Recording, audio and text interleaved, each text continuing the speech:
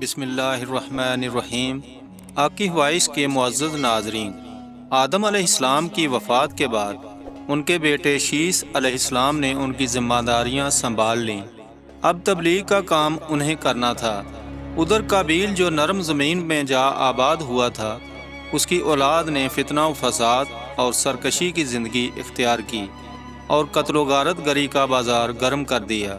یہ لوگ آدم علیہ السلام کی قوم کے پاس سے گزرتے تو وہاں بھی فساد مچاتے۔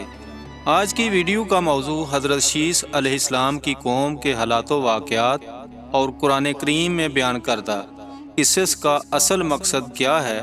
لیکن ویڈیو میں آگے بڑھنے سے پہلے آپ ہمارے چینل آقی وائس کو سبسکرائب کر لیں اور ساتھ میں لگے گھنٹی کے نشان کو پریس کر کے بیل نوٹیفیکیشن بھی آن کر لیں تاکہ ہماری آنے والی ہر نئی ویڈیو آپ کو بروقت مل سکے۔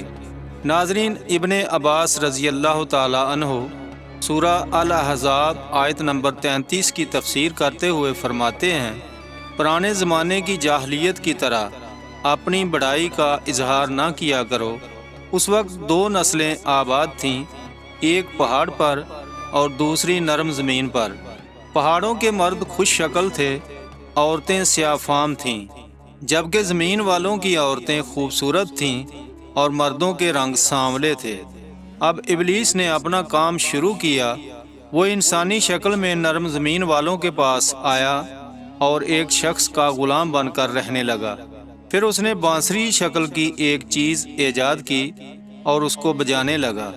لوگ اس آواز پر لٹو ہو گئے، اس کے گرد بھیڑ لگا کر سننے لگے۔ پھر ایک دن میلے کا مقرر ہو گیا، اس میں ہزارہ مرد و عورتیں جمع ہونے لگے۔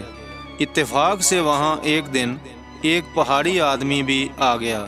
اس نے میدانی عورتوں کے حسن و جمال کو دیکھا تو واپس جا کر اس نے اپنے قبیلے والوں سے ان کے حسن و جمال کا ذکر کیا۔ اب وہاں کے لوگ کثرت سے میدانی علاقے میں آنے لگے۔ اس طرح آہستہ آہستہ مردوں اور عورتوں میں اختلاط بڑھا، بدکاری اور زناکاری عام ہوئی، جبکہ یہ سب کام شیث علیہ السلام کی شریعت میں حرام تھے۔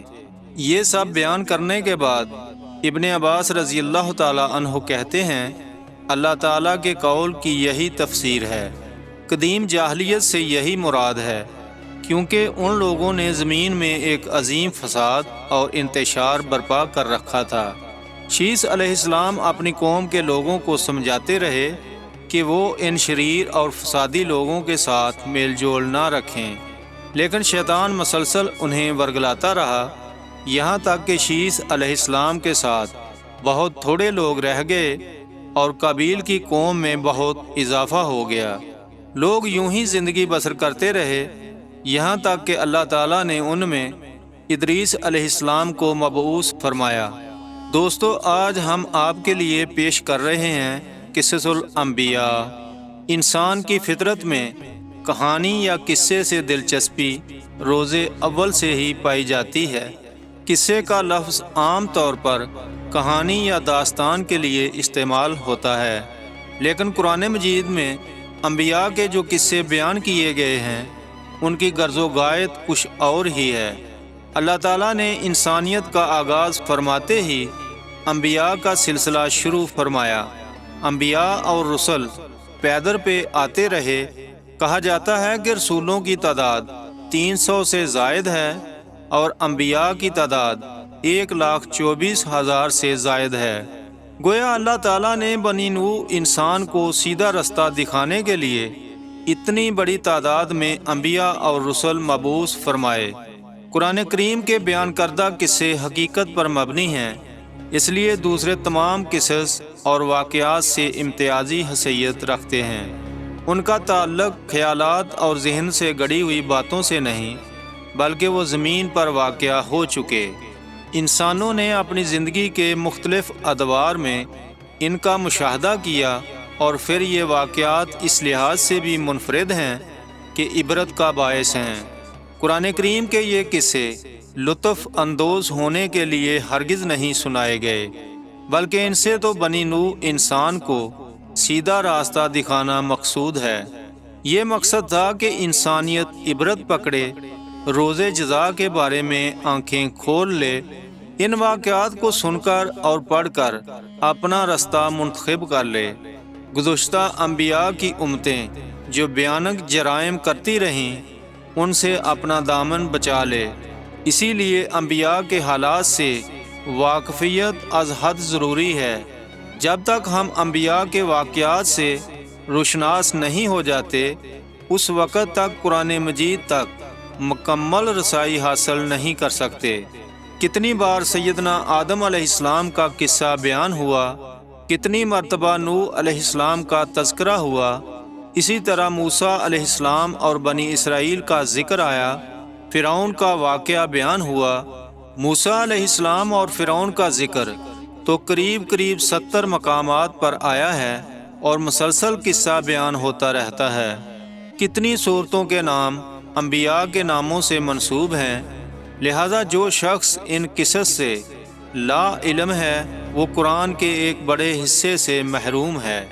ان واقعات سے رہنمائی حاصل کرنے سے ایک مقصد یہ بھی ہے کہ دعوت اللہ کا راستہ معلوم ہو جائے، لوگوں کو اللہ کی طرف بلانے کا ڈنگ ہمیں آ جائے۔ اللہ کرے ہم بھی ان لوگوں میں شامل ہو جائیں جو اللہ کی طرف دعوت دیتے ہیں، ہم بھی نیکی کا حکم کرنے اور برائی سے روکنے والے بن جائیں۔ امر بالمعروف اور نہی عن المنکر کے صحیح راستے پر چلنا اس وقت تک ممکن نہیں جب تک کہ ہمارے سامنے کوئی ایسا نمونہ موجود نہ ہو جس کے مطابق ہم اپنے آپ کو چلا سکیں، اور صاف ظاہر ہے سب سے عظیم اور بے مثال نمونہ نبی اکرم صلی اللہ علیہ وسلم کی مبارک شخصیت ہے۔ جیسا کہ اللہ تعالیٰ فرماتے ہیں، یقیناً تمہارے لیے رسول اللہ صلی اللہ علیہ وسلم کی زندگی بہترین نمونہ ہے۔ رسول اکرم صلی اللہ علیہ وسلم کے بعد سب سے نمایاں مثال اور نمونہ باقی تمام انبیاء کرام ہیں، پھر صحابہ کرام اور صالح لوگ بھی نمونہ ہیں۔ انبیاء کرام کے واقعات قرآن کریم کے ذریعے ہم تک پہنچے ہیں۔ اسی طرح نبی کریم صلی اللہ علیہ وسلم کی سیرت مبارکہ اور آپ صلی اللہ علیہ وسلم کی احادیث مبارکہ سے بھی ہمیں ان کے حالات و واقعات معلوم ہوئے۔ دعا ہے اللہ پاک آپ کو اور آپ کے پیاروں کو آسانیاں عطا فرمائے اور آسانیاں خلق خدا میں تقسیم کرنے کی توفیق عطا فرمائے، آمین۔ کمنٹ سیکشن میں آمین ضرور لکھیے گا۔ ملتے ہیں ایک نئی ویڈیو کے ساتھ۔ اللہ نگہبان۔